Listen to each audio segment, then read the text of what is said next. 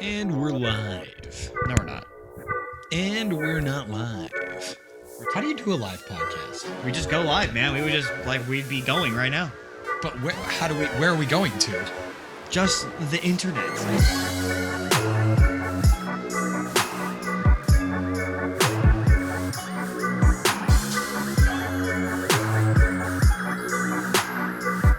What is going on, everybody? Welcome back to another episode of the Team Morale Podcast, where we do our three favorite things: talk a little bit of booze, a little bit of beer, and a whole lot of basketball. Ian the Tall Guy back with you again for episode number 54. 54? Oh, man. Look at us. Still doing it. Still Episode rocking number it. 54. Wow. We are over half a century. I'm so proud of me for backpacking you for this long. It's been a hard race, but we're still running it. The tall guy just lifted me up to taller heights. Well, in today's podcast, we are bringing a brand new vice to this podcast. Team Morale, we have a lot of vices. We do a lot of things that we probably shouldn't. We drink on weekdays. We worship sports. And today we're just adding another list to the long list of things that we probably shouldn't be doing.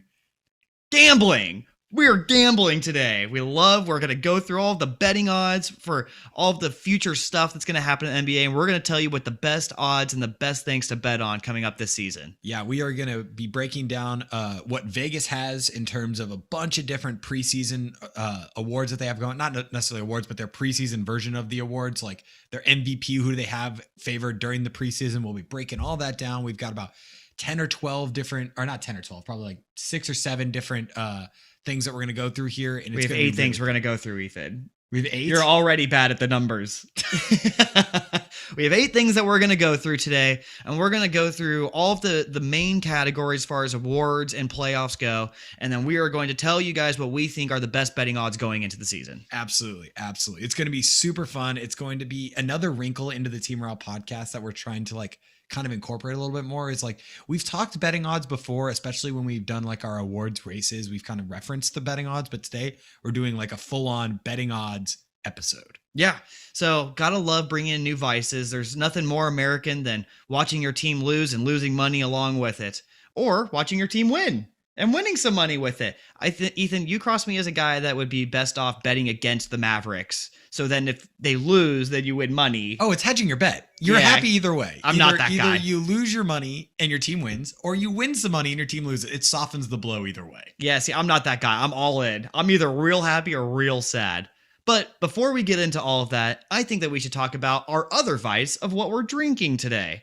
We are drinking a very new and local brewery here in the DFW area. It comes out of Grapevine, called Hoppenstein Brewery Company. If you're watching on YouTube, I'm showing the can to the camera. It's a very pretty can. It honestly reminds me of the Utah Jazz jerseys. It looks like a sunset. Yeah, the Utah Jazz jerseys, right? Which is a sunset jersey. It is a sunset. They call it the sunset jerseys. All right, I'm going to crack it open right now.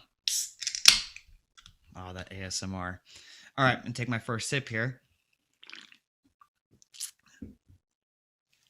There's a lot going on in there. Okay, so a little bit about the brewery. Again, they're very new. They don't even have a lot about their history because they're only a couple years old. But here's off of their own website. This is kind of their Our History page. The name of Hoppenstein pays homage to the tale of the frog and the scorpion. In this story, both creatures stay true to their nature despite knowing the consequences would be dire.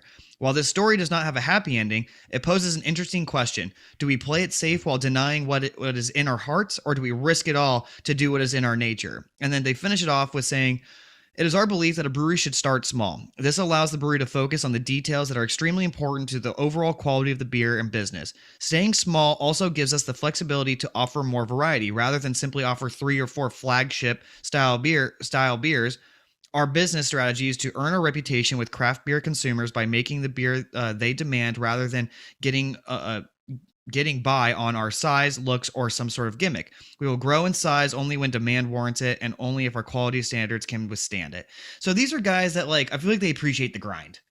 Oh yeah, you know what absolutely. I mean, the fact that they are small and willing to stay small until they're ready, it means they're not trying to get too big for their britches. Also, completely side note, I've never heard of the frog and the scorpion story. I don't know about you. I was just going to gloss right over that. I looked it up. Okay, so what is it? So the frog and the scorpion is an animal fable which teaches that some people cannot resist hurting others even when it is not in their own interest. This fable seems to have emerged in Russia in the early 20th century. So a scorpion wanted to cross a river but could not swim, so it asked the frog to carry it across. The frog hesitates, afraid that the scorpion might sting it, but the scorpion argues that if it did, they would both drown, because the frog would then go down. The frog considers this argument sensible and agrees to transport the scorpion. The frog lets the scorpion climb on its back and begins to swim. Midway across the river, the scorpion stings the frog anyway, doomed them both, and the dying frog asks the scorpion why it stung it, despite knowing the consequence, and the scorpion says, "I couldn't help it, it's in my nature." What a depressing fable. Seriously, why? Why is that? That's what they Hold base. on. That's what they base their entire name off of. Why? That's why it's Hop and Sting. It's a suicidal scorpion? It's a suicidal. Yeah, pretty much. What I get out of that story, which we're off, we're already on the tangents of all tangents, starting off this podcast. But what I get from that story is that if a guy's gonna be an asshole, no matter what, it's just in his nature. He can't help it. Marcus Morris, take notes. Pat Bev. Pat Bev. If you're going to be an asshole, just be an asshole, I guess. Let's learn from the scorpion, Pat Bev. You can be better. You can do better. Anyways, this is kind of a fun local new brewery. Yes. We'll see how they, grow over the years, but the fact that they're new and they're like a lot of breweries that are young, like just want to make that step to becoming mainstream so quickly. And this one clearly does not. Yeah. No, I think it's really cool. Brand new. It was recommended to us via our local, was it a tap place? Yeah, so it's called Second Tap. Second Tap. I live over by a giant farmers market over in Dallas, and have stalkers now. They have like a tap house that's kind of like open all the time. Like the farmers market is only open on the weekends, but then they have like a smaller part that's like open all the time. And there's a tap house in there that just kind of has a rotating menu of like local breweries, which is perfect for this podcast. It's great for us. We've been trying to get more beers in, Sasha, anyways. Pick this one out, and we'll break down the taste a little bit later. Yes, but anyways, thank you Hop and Sting Brewing Company for joining us. All right, so let's break into these Vegas odds.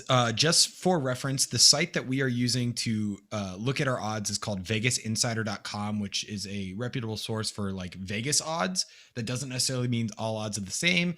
They change all the time. So by the time you're listening to this, if you're not listening to this almost day of that we post this, the odds may be different because Vegas changes their odds all the time. But just for our sources and citing our sources, our grade school, high school teachers would be so proud. We are using VegasInsider.com for these odds. Yes, we are. And we are going to start off with the old ROY, the Rookie of the Year contest. Now, as we all know, there's never been a 2-time Rookie of the Year, as far as I know. That'd be pretty wild. But let's see, who are the candidates for this year? Before I list off their odds, here's just the guys.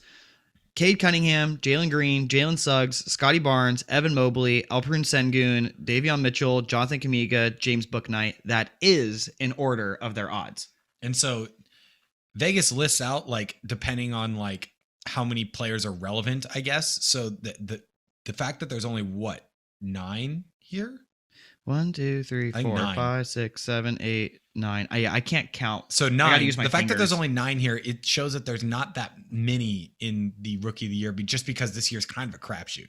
And you never know. I would be willing to bet that Jayshawn Tate was not on the original list of the top 10 candidates for Rookie of the Year going into the season last year, and he finished third in Rookie of the Year voting. Absolutely. So you never know. There could always be a guy that comes out of nowhere that gets an opportunity when other people's don't. But looking at the odds here, there are 2 clear favorites. I mean, Cade Cunningham is a plus 250. Mm-hmm. And for those of you that don't know, what that means is if you bet $100 on Cade Cunningham, you will get $250 back. So you'll make $150 on top of the $100 you spent in. So again, I put $100 down on Cade Cunningham. He wins.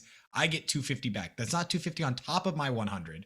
I get $250 back, period. Yes. So I make $150. Yes. So Cade Cunningham leads all rookies at a plus 250 to win Rookie of the Year. Jalen Green for the Rockets is a plus 300. And then it's a decent drop off of Jalen Suggs at plus 750. So there's 2 front runners right now. There's almost like 4 different tiers when you look at this. So it's Cunningham and Green as the top 2 guys. Then there's the next three, which is Suggs, Barnes, and Mobley, all plus 750, 800, 800.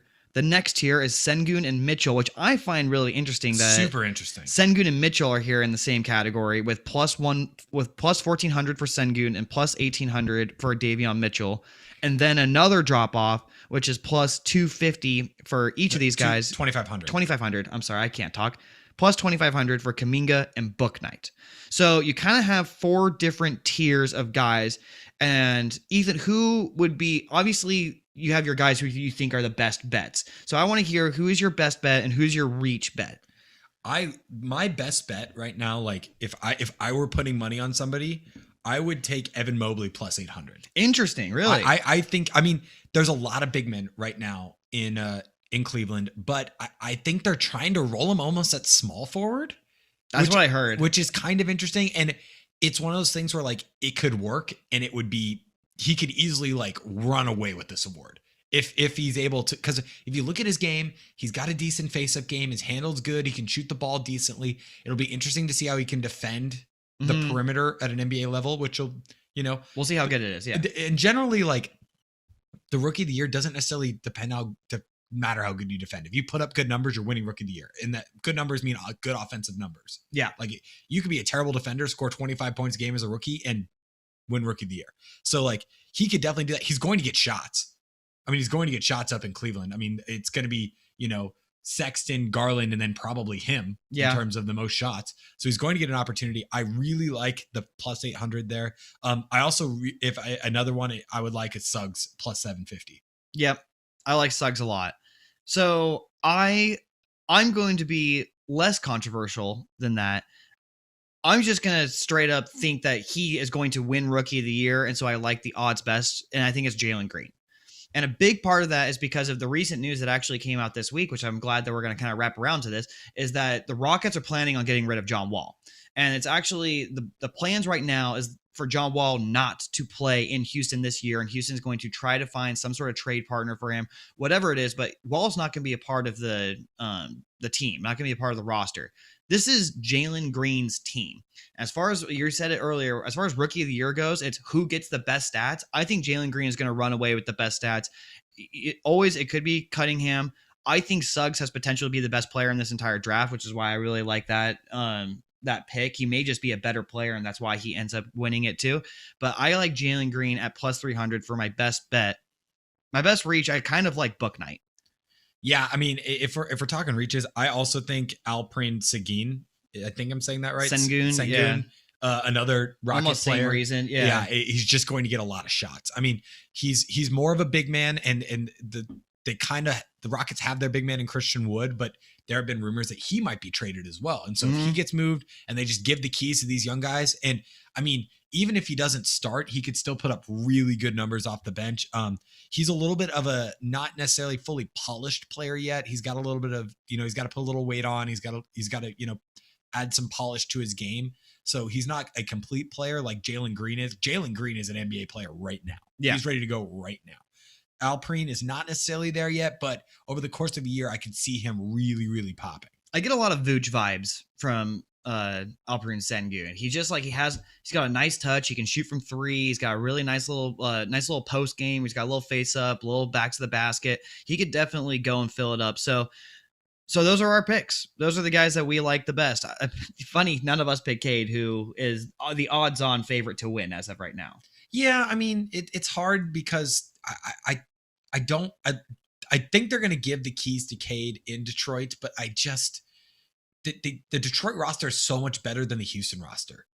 Yeah. That I think Cade's going to get the keys, but Cade and the Detroit Pistons, I think, are going to try to win more games than the Rockets are. I think the Rockets are just going to try to give their players as much leash as they can to try to win as much as, or try to not necessarily lose, but just try to get them as much experience as they can. I kind of think that Jeremy Grant still it's there's two keys to the house over there in Detroit, and I think Jeremy Grant. You can't forget Killian Hayes too. Yeah, Killian Hayes, I think, is another guard over in Detroit that's also going to get a lot of run. Who Kevin O'Connor was thinking might be a rookie of the year candidate going into last year before he had a ton of injuries and stuff. So we have no idea, but it does feel like Cunningham has more guys on his team to help him win, and maybe he'll have less stats, where Jalen Green could be the only guy and could average 20 to 25. Let's move on here to our next group here. We're talking about the 6th Man of the Year award. And so we're looking at the players here. There's 1, 2, 3, 4, 5, another 9. I will say a weird point here that the Vegas Insider still has Goran Dragic listed under Miami. I don't know if that's because the trade hasn't officially gone through yet.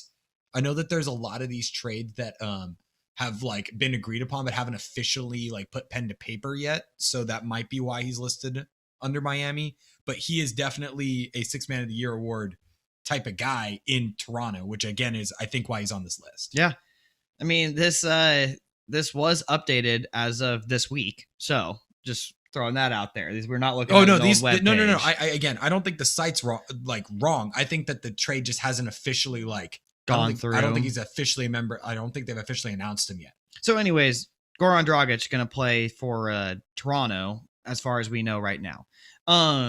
Here are the odds for the 6th Man of the Year, and again, this is their top crew. Jordan Clarkson plus 550. Big drop off to everybody's kind of like in the category behind Jordan Clarkson. Kevin Huerter plus 1100. Patty Mills plus 1100. Joe Ingles plus 1200. Tyrese Halliburton plus 1600. Goran Dragic plus 1600. Kobe White plus 1600. Derrick Rose plus 1600. And Terrence Ross plus 1800. The name that stands out to me that's super interesting is Kevin Huerter. So he was a starter last year. Yeah. And so the fact that they haven't announced that he's not the starter. Yeah. I mean, and so like the fact that Vegas is already being like, yeah, he could win 6th Man of the Year is super interesting. So that and again, this is kind of off topic, but who does Atlanta start at the 2? Well, let's see. So Atlanta's guaranteed starters are Trae Young, DeAndre Hunter, John Collins, and Clint Capella. So there is a spot there at that 2. I think it could be Huerter. I think they're assuming Reddish takes it. Could be Reddish, who I hear that that McMillan loves Reddish, and that Reddish is going to be getting a lot of run this year. It could be. I mean, I doubt it'd be Lou Will. Also Lou Will's not even on this list. Yeah, wait, what? It doesn't even make an appearance. That's some hate. 6th Man of the Year man. Yeah, Kevin Huerter is really interesting because he could end up just being a starter, which is pretty fascinating. The guy that I think is really interesting to be on this list that I think has a sneaky good chance, depending on his stats, is Halliburton.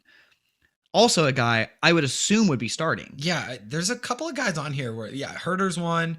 Ingles didn't start last year, so I get it why he's on this list, but I could also see him work his way into the starting lineup somehow. Halliburton's another one where it's just like I could see him starting. Like that's just kind of weird how they're like kind of assuming guys are coming off the bench. Another guy that I think is going to have a really good year now that the pressure is kind of taken off him is Kobe White. That's exactly what I was going to say. I think that give him basically tell him like, hey, this is your second unit. Run this shit. Yep. And I think he could take this and run and be like, all right, because the thing with Chicago is they have so many stars now with, Lonzo and LaVine and DeRozan and Vooch that they're not all very, very, very rarely over the course of the year are all 4 of them going to be not on the court at the same time. And so Kobe White's going to come in and he's going to be the, at best, Robin on the court at any given time. But that being said, he's the Robin. He's not facing the best defenders. He's not having to worry about getting other people involved. He can just go and score and score and score and score and score and score. And if there is one quality, almost similarly to Rookie of the Year, if there's one quality that is really necessary to be a 6th Man of the Year, it is you got to be a certified bucket getter.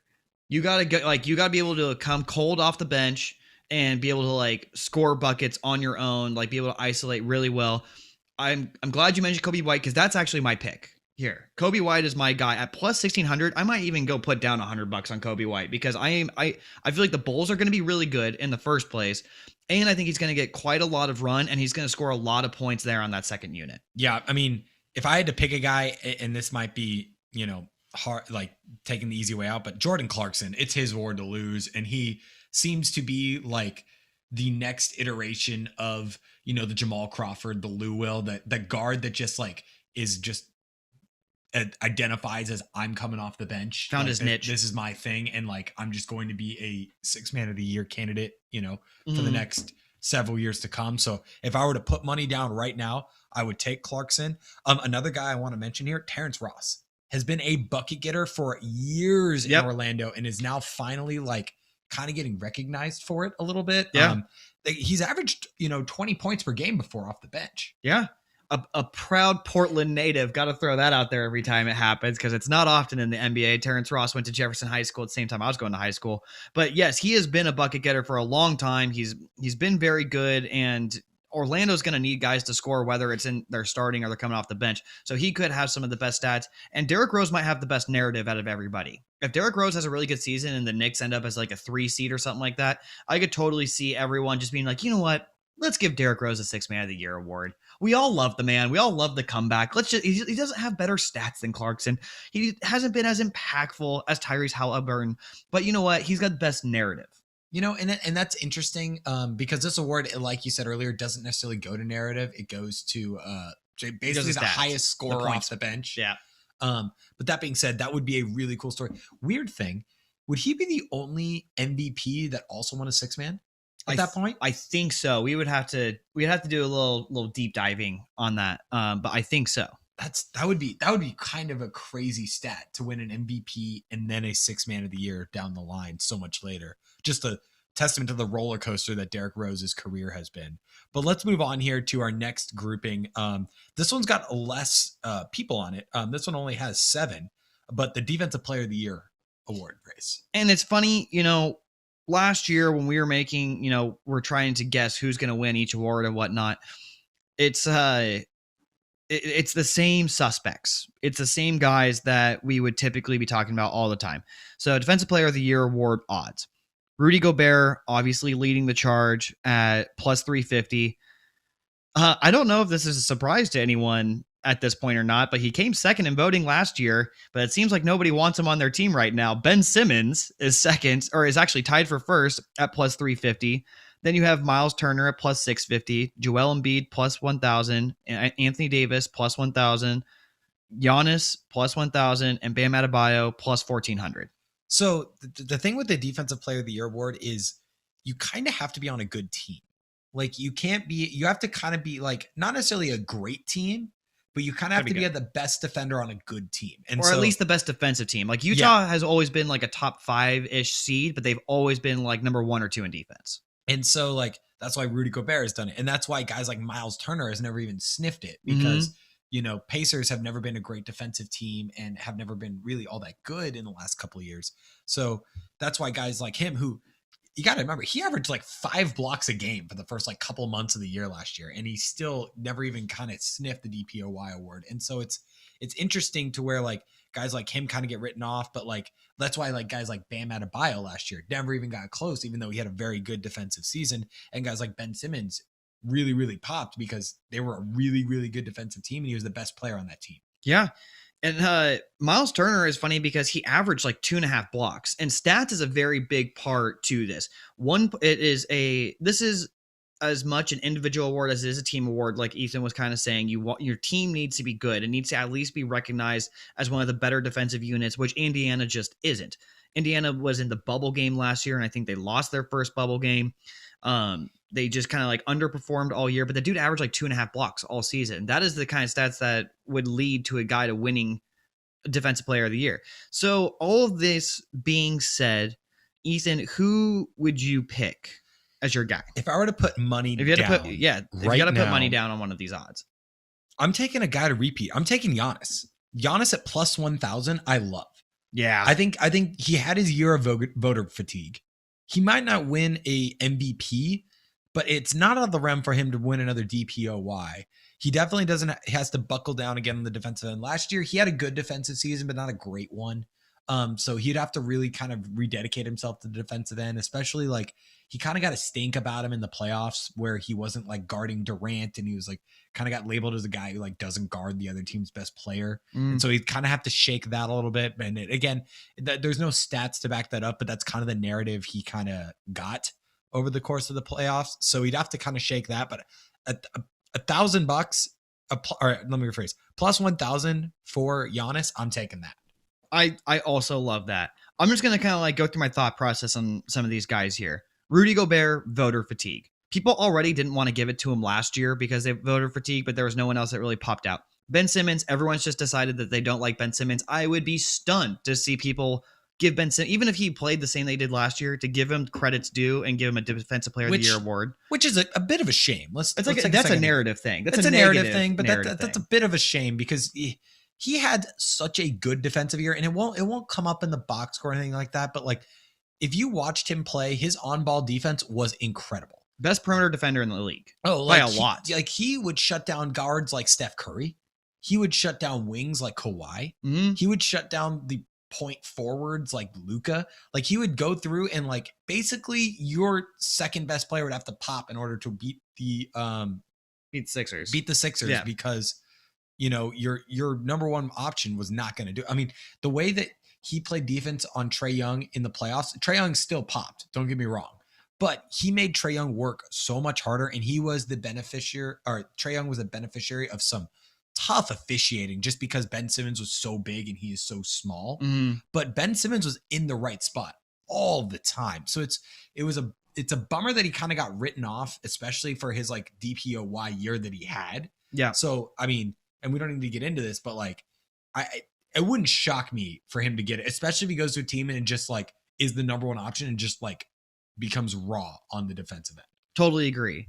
Miles Turner, like we were saying, Indiana's just not good enough defensively or good enough like overall standings wise for him to get the award. Embiid will have injury issues. Anthony Davis will have injury issues. Giannis, I love that pick. I think that that's a really good pick. If I'm putting my money down right now for any of these guys, I'm picking Bam Adebayo.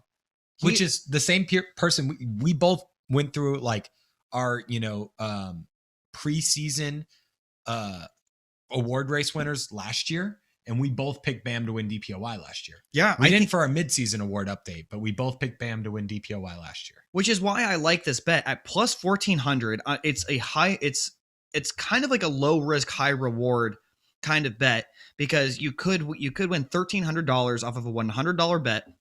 He's already seen as a Defensive Player of the Year kind of guy. The Miami Heat have done nothing but get better this year. Overall, I would be a little surprised if the Miami Heat were anything lower than a 5 or 6 seed. I think that they'll be even higher than that, though. And everyone that they added this offseason, whether it's like Kyle Lowry holding on to Oladipo, you can still got Jimmy Butts.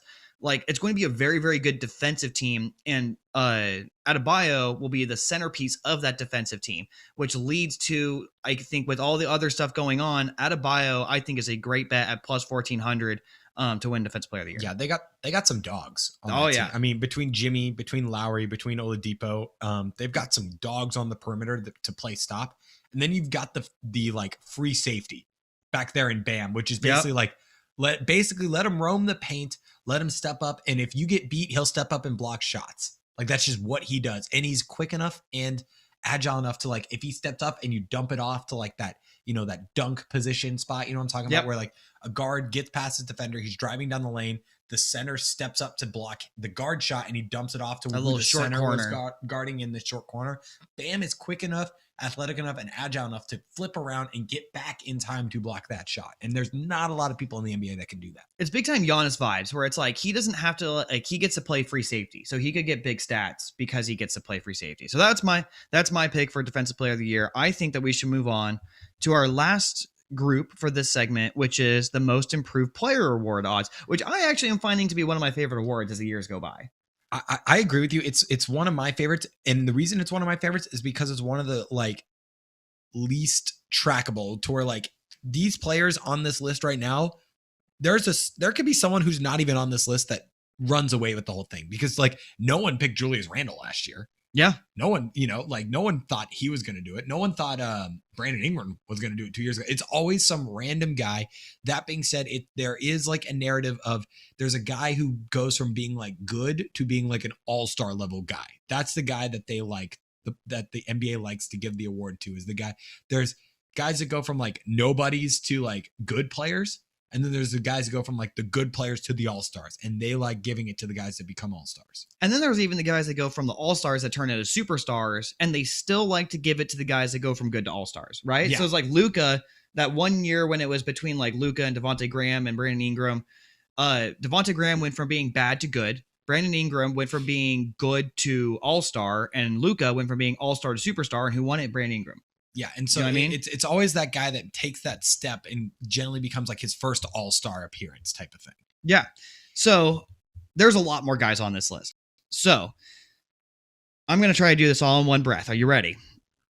Shai Gilgeous-Alexander plus 700, Zion Williamson plus 700, Michael Porter Jr. plus 750, Kevin Porter Jr. plus 900, Zach LaVine plus 1200, Colin Sexton plus 1200, Christian Wood plus 1400, Jaren Jackson.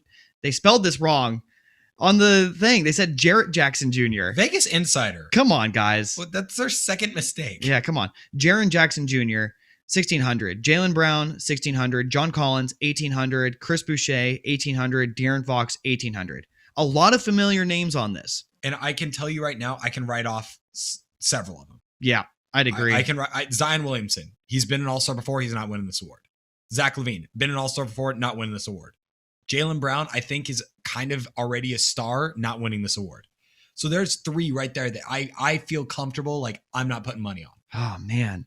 There's a lot of guys I do like on this list. There's though. guys I like, but those three in particular, Zion, he's been in the All-Star game. You know, like we said before, they like the guys that become like good to All-Star. He's already an All-Star. He's not winning this award. I will say that Zion, like the media's got a big boner for Zion. Like they love Zion. Yes, but I think for the media, I think it's one of those things where it's like, I think it's already below him. Yeah. I think it's already below him. I think it's already below Zach LaVine. I think it's already below Jaylen Brown. Yeah. I think those three guys are just like, it's already below all of them. That's fair. No, that's totally fair. The guys that I have my eye on in this is I really like Sexton. I really like Wood, Jaren Jackson Jr., and Michael Porter Jr. or Kevin Porter Jr. I'm sorry. I think Michael Porter Jr. just doesn't have enough leash in Denver. I think if Michael Porter Jr. played for a Thunder or a Kings or a Rockets, then he could be a prime contender for this because I am very, very high on Michael Porter Jr. He's just too many guys on his team to be able to win this award. Yeah, if I were to put money down now, I'm talking about another guy who has that type of leash, which is Shai. I think Shai Gilgeous-Alexander, it's not his award to lose, but he is in the best position to win this award. But what does he have to do to improve? He needs to become an all-star. But like, I think that like he's a good team away from being an all-star. I think that like if he had his exact production that he had last year on a team that was a fringe playoff team. I'm not even saying like a playoff team. I'm saying like a hopefully trying to become a bubble team. He would be an all-star because I remember he had really good stats last year. The Thunder pretty much had to shut him down because they were trying to lose. So SGA, I could see the argument for both SGA and Zion, but do you have his stats there? Yeah. Thank you for talking. Yeah, he averaged 23 points a game, 5.9 assists, and 4.7 rebounds while shooting, 41 from 3 and 50 from the field. Those are all-star level stats. But again, you make a good point. He's on a bad team, but if he ups that to like 28, 7, and 7, that's a most improved player award for me. Yeah. No, that is true. That is true. And it's this is his fourth year. So this will be his fourth year in the NBA. This will be his third year with the Thunder. The big year that the players kind of get is they have their rookie year, they have their year to get their sea legs, and then that third year is when they get it, which is when he got it last year. But this will be his third year with the same team, which will be huge for him. Yeah, I agree. I mean, there's a reason why he's the odds-on favorite right now because we already know he has the talent for it, right? Like a lot of these guys, we're hoping that the talent pans out. Guys like I would say Kevin Porter Jr., it's like you're hoping, like we think that he may have the talent to do it, but we don't know yet. Chris Boucher, we think he may have the talent for it, but we don't know yet. Chris Boucher, sneaky contender for Defensive Player of the Year.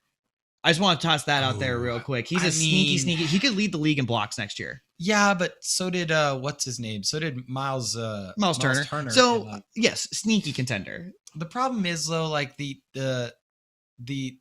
Raptors are going to be bad. You don't know that. I mean, if we're assuming the Pistons are going to be bad, I think it's safe to assume the Raptors are going to be bad. I mean, I do think that the Raptors have a better players on their team than the Pistons do right now. Ooh, really? Yeah. I don't know about that. If you go down the line, it's like I take Sabonis over Siakam.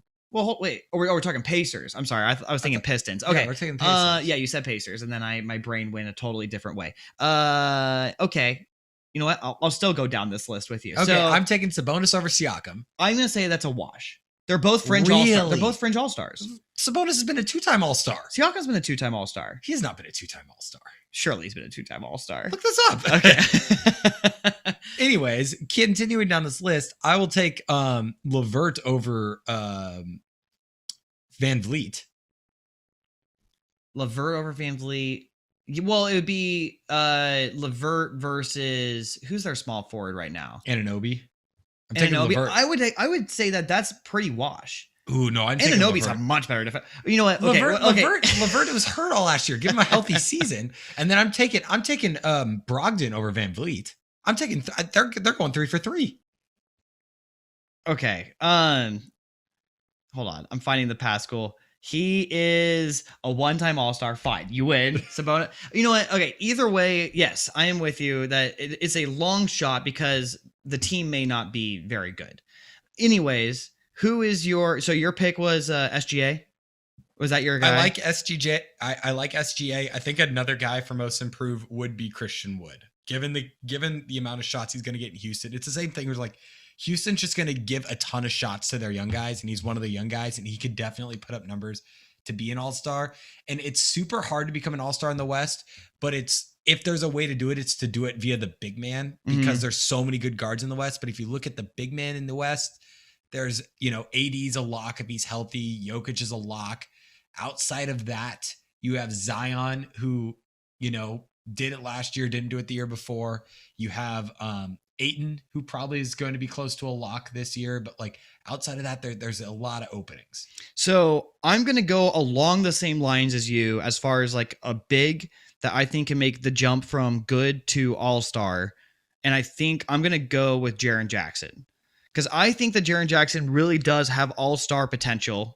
Last year, everyone really forgot about him because he was injured all season and he didn't necessarily play well or mesh well with that roster down the stretch and in the playoffs. And I think Memphis can make the jump to being like kind of like more than just a bubble team potentially. I think that's where they probably land, but that potentially they could be more than just a bubble team. If they are, Jaren Jackson, that means Jaren Jackson's averaging more than 20 points. And I think that means that he makes the leap into being an all-star. Yeah, it's going to be tough just because there's so many like quote lock playoff teams in the West right now that's hard to break into that top 8. That being said, if there's a team that I think could do it, it's probably Memphis. I mean, the other team that I think could do it would be Golden State, but I kind of consider them in part of my lock going forward just because they're, Golden State Warriors. So if there's a team that outside of the Warriors that I think could break into it, I would say it's probably Memphis just because their roster is so deep and they have guys like Jaren Jackson Jr. who didn't play last year. Yeah. So I think that kind of wraps up our most improved players. All right. So let's take a break here and let's talk taste with this Peel It Back by a Hop and Sting Brewery. All right. So it's called Peel It Back, but don't forget this part. TDHDM IPA. Yeah, classic, right? We all know what that is. That is the TDH Double Milkshake IPA is what that stands for. So milkshake. Yeah, a little milkshakey. Okay, I have the stuff here from their website that's supposed to tell us what it's supposed to taste like. But let's take a little sippers. I get a lot of Oreo milkshake out of mine. Do you really? Nah, I'm just fucking with you. I get it hits you with a ton of citrus. Yes. Like a ton of citrus. And it's like I get orange, I get grapefruit, I almost get a little bit of lemon out of it. And then but the back half is very like milkshakey. Yeah, and not I don't know if this is the correct way of describing it, but almost frothy.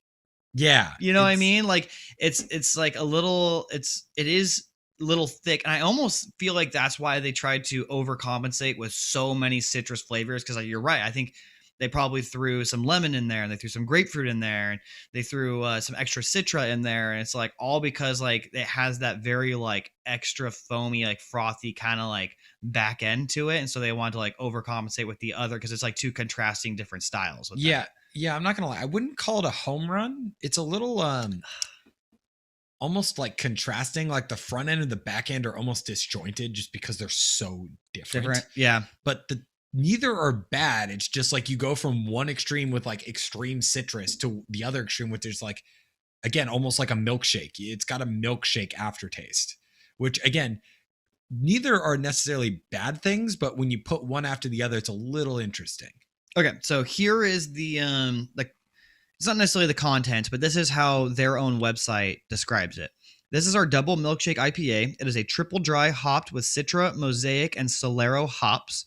There is some Mosaic added to the kettle, and together with the dry hop, it gives big notes of orange and peaches. Did not get peaches. I did not get peaches. I don't get a lot of peaches out of this. Peaches is too sweet. Yeah, hold on. Lactose and the malt gives a soft, slightly sweet finish. It is an 8.5 ABV and a 30 IBU, which we've talked about this before, but IBU is basically like how hoppy it is. Which that's hoppy. Super hoppy. But yeah, so I guess we need to start learning the difference between the hops.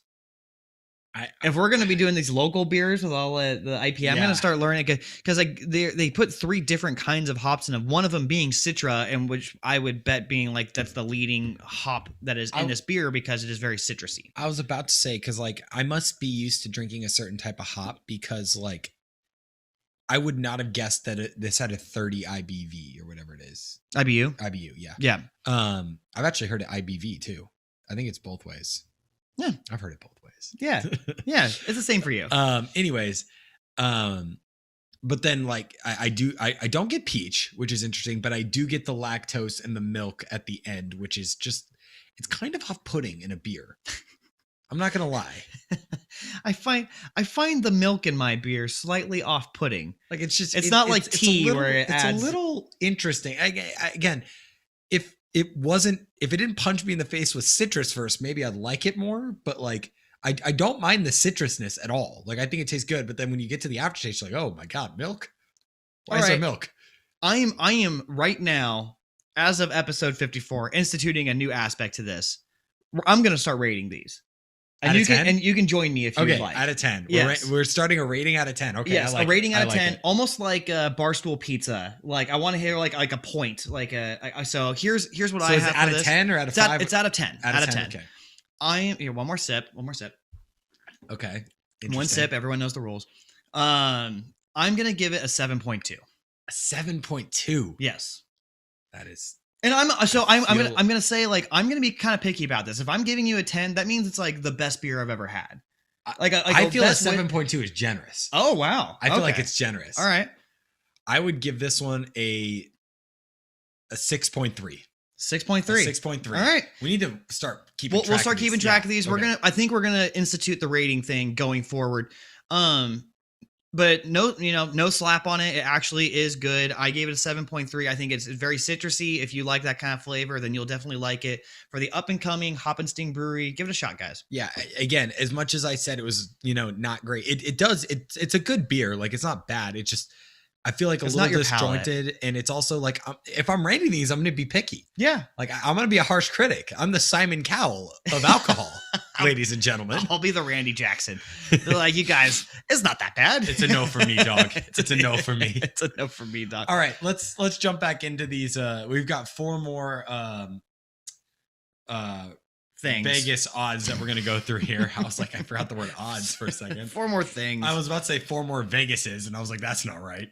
Let's talk about probably the marquee award of the NBA season, which is the most valuable player award. Not the Coach of the Year award. No, that's not the marquee award of the year. We're skipping that. We're skipping it. It's boring. Okay. All right. NBA MVP odds. Here's the list. Here we go. Luka Doncic, All these are plus, by the way. Plus 400. Embiid, 700. Kevin Durant, 700. Giannis, 800. Steph Curry, 900. Damian Lillard, 1100. That's a lock. LeBron James, 1400. Jokic, 1600. Trae Young, 1600. Devin Booker, 2000. James Harden, 2500. 2500. 2500. And Anthony Davis, 2500. I'm looking at this. How's Harden beneath Booker? I was about to say, I think Harden is getting some mad disrespect right now. I think Harden could win MVP. I'll be honest. I'm not gonna lie. If you're not gonna take it, I'm taking Harden as my bet. Like if I'm putting money down, I'm putting money on Harden. Dude, you're telling me all I gotta do is put 100 down and potentially win $2,500 if Harden wins MVP, which there's like always a chance of because Harden is the stats king. Now that being said, I do see Vegas's point here a little bit that like once he went to Brooklyn, he was the one that was like, all right, I'm going to take a hit to my stats to be like the more of an assist guy. Yeah. And be like the lubricant of this offense. Like I will be less than what I could be for other players to shine. I get that. That's James freaking Harden though. Yeah. I mean, it's Harden. It's James Harden. So that's a really, really low one. I'm looking at all these and I will say there is one that just stands out to me immediately. And I don't know if this guy's actually going to win MVP, but as far as his odds go and the best odds on a guy that I think has a genuine chance of winning MVP. I think I know who you're talking about. Trae Young? No. Actually. Trae Young. So I say this for a couple reasons. One is he now has the attention of the basketball world by being in the conference finals last year. Two, he is the leader of his team as far as points and assists go, and he's a big, big stat getter. Three, if Atlanta turns out to be a top 2 seed next year, which I'm not going to say is out of the realm of possibilities because of how good they played last year, those are the main categories to get MVP. Be a top 2 seed, be one of the biggest stat getters, and already be popular. That's interesting. I like it. I think he's going to run into the problem that his team's just not good enough. I think that if anything, that's the problem. I think that's what's going to be the issue. But I am not going to say that the Atlanta Hawks are not like good enough to make it to the top 2 seeds because they're good enough to make it to the conference finals, which I did not think that they were going to. Yeah, but that I guess playoff basketball is different, and they were hot when they needed to be. I don't know if they're going to pull that off again. The guy that I thought you were talking about was Kevin Durant. At a plus 700, like Kevin Durant was as good as any player in the NBA last year. And he's Kevin Durant. Like he's the 7 foot tall guard who can shoot with the best of them, can dribble with the best of them, can block shots and can pass. Arguably the most talented player ever in basketball. I would go on record saying the most talented offensive player in the history of the NBA. I mean, yeah, when you're at 7 feet tall, but then you have the skills of one of the best guards in the league. I could see that. I want to see. I think that he, to me, is going to have the same kind of issues that like Embiid will. Is like I don't know if he can stay healthy all season. He's now coming off several injuries. I think he would rather rest and be ready for the playoffs and pull a little bit. It's funny how you don't even see Kawhi on here. No, the NBA has given up on Kawhi. Yeah, and I think Durant is going to fall along the same lines. Same with LeBron. I think all of those guys are more like focused towards the finals, and they're not going to like play enough games to actually register an MVP season. I will throw out there, I think Embiid will win MVP if he plays enough. The other thing that is worth mentioning with this award is that this is probably the only, if not like one of the few awards that are more narrative based than stats based. Mm-hmm. You cannot put up the best stats and have the best narrative and win. Jokic last year was one of the few times where it was like, okay, we don't really have a very good narrative this year, so we're just going to give it to the best stats. The only narrative they had in the NBA last year was like, okay, the rise of the big man is coming back. Yeah. And so the NBA knew they were like, all right, we're going to give it to a big man. And then it was like, all right, well, we're going to give it to Joel Embiid or Nikola Jokic. And then Joel Embiid got hurt. And so we're like, okay, well, Nikola Jokic has better stats than Joel Embiid. Let's give it to the best narrative, which is the best, the narrative of the NBA last year where it's like the big men are on their way back. There's a rise of the big men right now. And so we're going to give it to the big man with the best stats. And so this year, it'll be interesting to see what the narrative is. That's why guys like Luka Doncic have a very good chance because he's kind of writing that narrative of like, he is the guy with no help. And if the Mavs somehow become like a decent seed, he could be a guy that could win MVP. Kevin Durant, that's why I like him. He's the Brooklyn's going to probably be the title favorites coming in. If he's, kicking ass and putting up great numbers on a title favorite team, like, you know, he could win it. Joel Embiid's another guy who's been, you know, working on his narrative for a long time. Giannis is a guy who's already won it. I don't think so. I think personally, if I were to pick, I think Steph Curry has the best narrative though. Yeah, I mean the redemption of the Warriors and Steph Curry. I could see that the Warriors have to be I mean, I think that next year is going to be back to traditional MVP year. You're right. Jokic was a bit of an anomaly last year. I would say I think Jokic has almost a 0% chance of winning this year. There's no. They could be the one. They could be the 1 seed, and I think Jokic has a 0% chance of winning because nobody wants to give Jokic 2 MVP awards. But I'm with you. I think Steph Curry's got good odds. I mean, Luka's at the top for a reason. If there was another season where they're kind of like, okay, well, we our top seeds don't really have like a superstar that we think played enough games that we think really, you know, is worthy of MVP. Luka to me would be the default Jokic this year, as long as you guys are a top 5 seed. When I say you guys, I mean you and the Mavericks. I'm helping apparently. But he's the guy that's going to put up the biggest stats. So, I mean, there's a reason why he has such better odds than everyone else. Everyone is, you kind of got like a couple groups, like 3 different groups here, and then Luka way above everyone else. Yeah, I mean, his stats speak for themselves. His stats are super good. But again, like, this is narrative based, and his narrative I don't think is ready yet. I also just don't think his team's very good. Yeah. Like, I don't think the Mavs are all that good of a team. I mean, are they a playoff team? Yes. Are they a home court playoff team? No. Maybe. I don't think so. As long as you have Luka, and if KP pops and similarly to what he did a year ago, 2 years ago with the bubble or whatever, like he just needs to play well, and your team very well may be good enough to be a home court team, but we'll see. But I think that is a requirement for Luka to win MVP. Anyways, let's move on to our next grouping here, which is or you want to talk do you want to talk finals yet, or do you want to talk conferences first? I think we do conferences. All right, let's talk about the Eastern Conference odds. So the team that is most likely to win the Eastern Conference. This is where we see our first negative.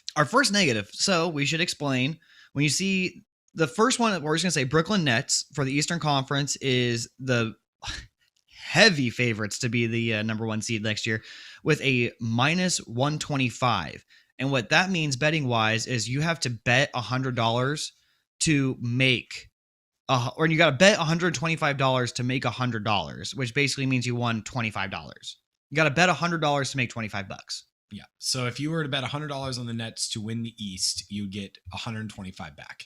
Yeah. Right. Including your 100 that you put in. Yes. So you make $25. So they are a heavy favorite. Then going down the list, Milwaukee's a plus 425. Philadelphia's a plus 750. Miami's a plus 1200. Atlanta's a plus 1600. Boston's a plus 2000. Chicago's a plus 3,000. New York's a plus 4,000. Charlotte's a plus 5,000, and just keep going on. The last couple of teams, Cleveland, Detroit, and Orlando all have a plus $25,000. Honestly, I'm going to put $100 down on one of those. Why? I'm going to put $10 down on one of those. If I win was it 25? That's if I win $2,500 on a $10 bet. That'd be great. The team that sticks out to me here, there's a couple of them, but the one that sticks out to me the most is Boston, plus 2,000. I mean, yeah, they had a bad year last year, but I do not think they're done. I would agree. So this is the odds to win the number 1.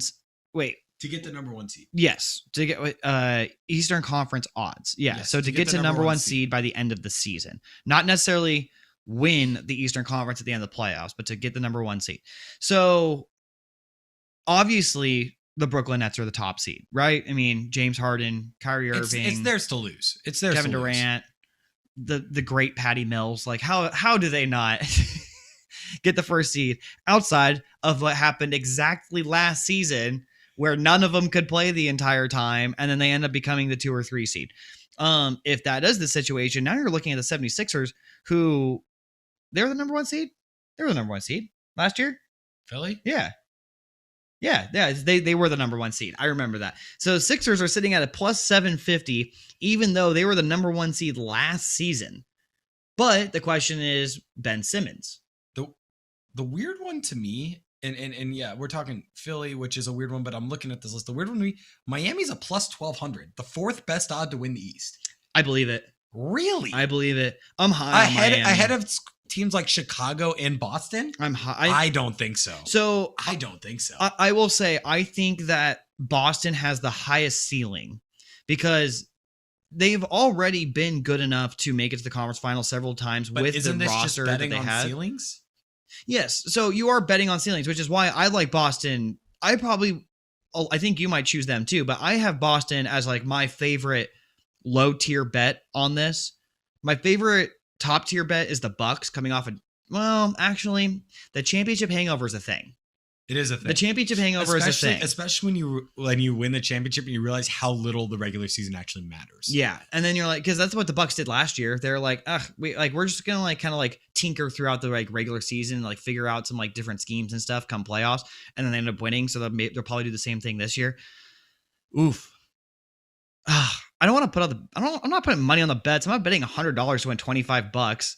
Like, what a lame bet. That's a bad bet. Oh, you know what? I like Boston. I like Chicago. Those are my two. And I like Boston. I like Miami. Really? I don't know if I like Miami. Dude, to me, those are guys that like care every game. No, I get what you're saying. They give a shit every single game. I get what you're saying. I like Miami. I think they have a chance to win, but not with the fourth best odds. Like, I think Boston at the sixth best odds is much better than Miami at the fourth best odds. That's fair. That is totally fair. You know what? I'm putting money on the Pistons. All right. Go Pistons. Let's move on to the West, Mitch. Read off to who's doing well. All right, here we go. So we got Lakers plus 170, Golden State plus 425, Phoenix 700, Jazz 750, Clippers 750, Nuggets 1,100, Mavericks 1,400, big drop off, Blazers 2,500, Grizzlies 5,000, Pelicans 5,000, and it goes on from there. Yeah, it ends again with the Rockets and the Thunder at plus 25,000 apiece. So what I see here is that when Vegas puts plus 25,000 on something, it means it's not going to happen. It's just like there's like a 0% chance of happening. There's a couple of decent bets in here. The West is a little bit more top heavy than I think the East is. I really like the Nuggets at plus 1,100. I think that would be my bet. I think the Nuggets are really kind of like slept on with Vegas this year. And so obviously the first thing I see is my team, right? And I'm biased towards my team.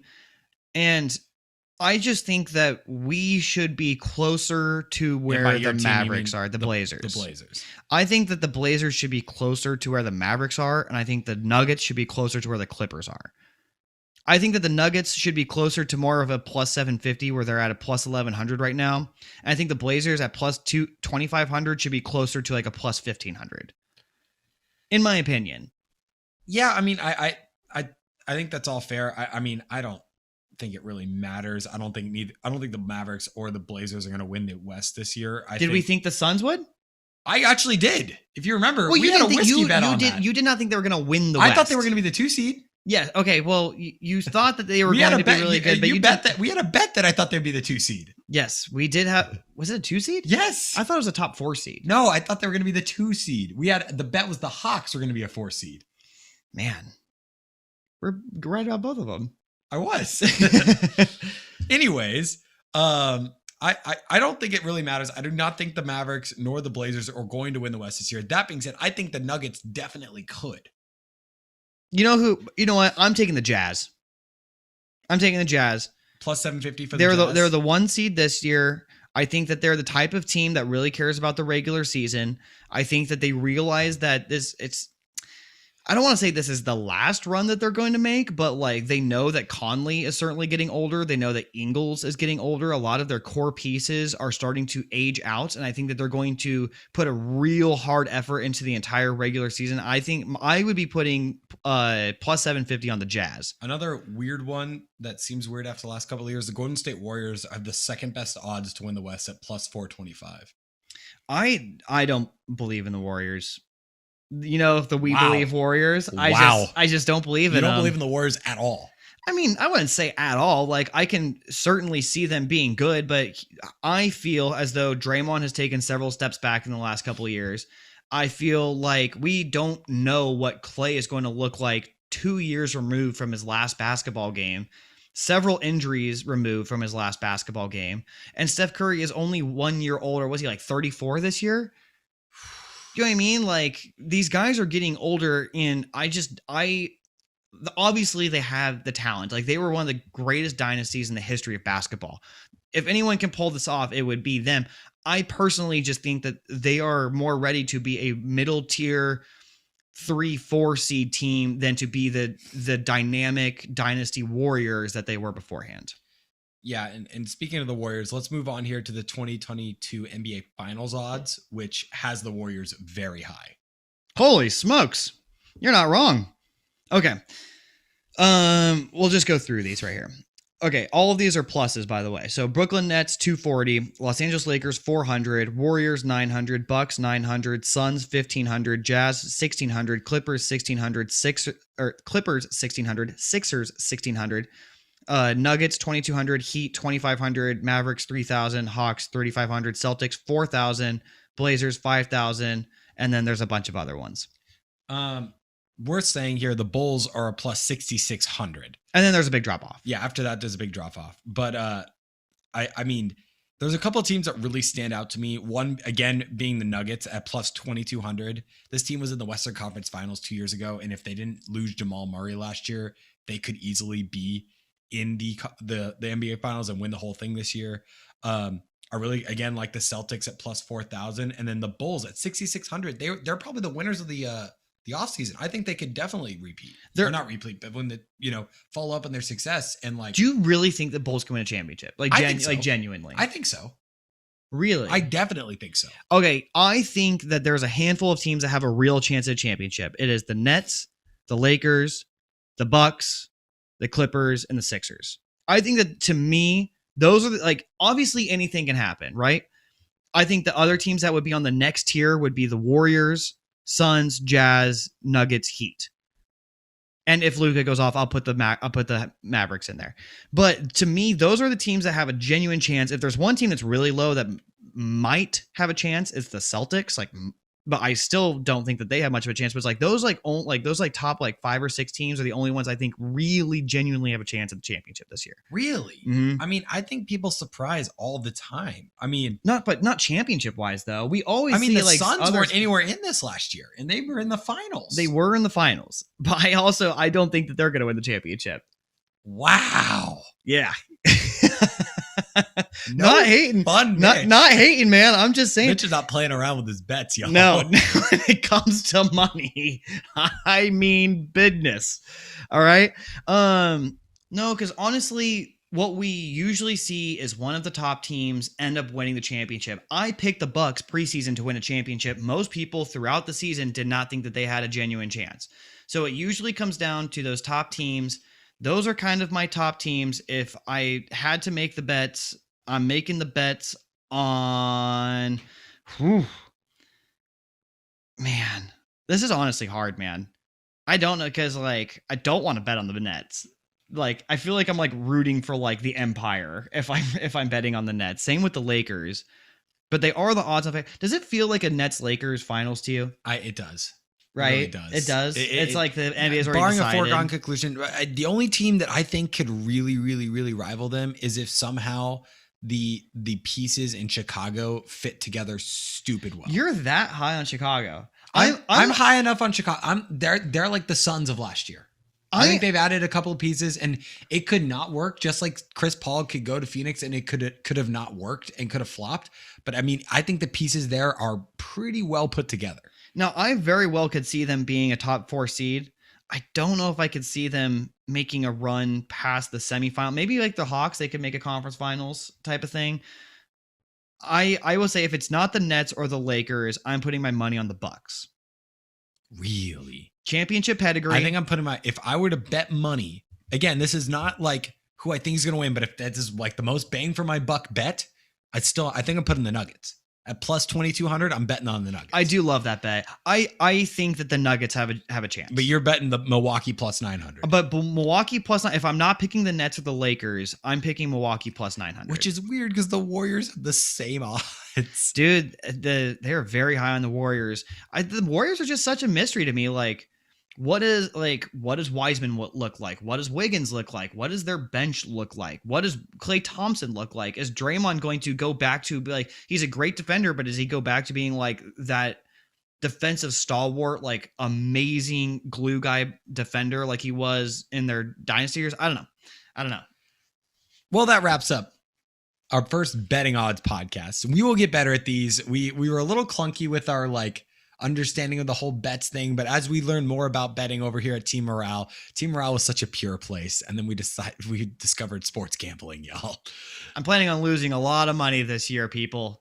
Join me. I was about to say, and you could lose all the money in the world right along with us. We will kind of sprinkle these podcasts in where we just kind of like talk betting odds and stuff. I think it's a fun topic. Fans really seem to love it on other podcasts, so hopefully you guys enjoy it as well. But shout out to Peel It Back, Hop and Spring. I gave it a 6.3. Mitch gave it a 7.2. For joining us today. A super fun, just all over the place beer with a lot of different tasting notes, but a fun local young brewery. Give them a try if you haven't already. Thank you guys for joining us. Mitch, why don't you take us out of the podcast? Cheers, buddy.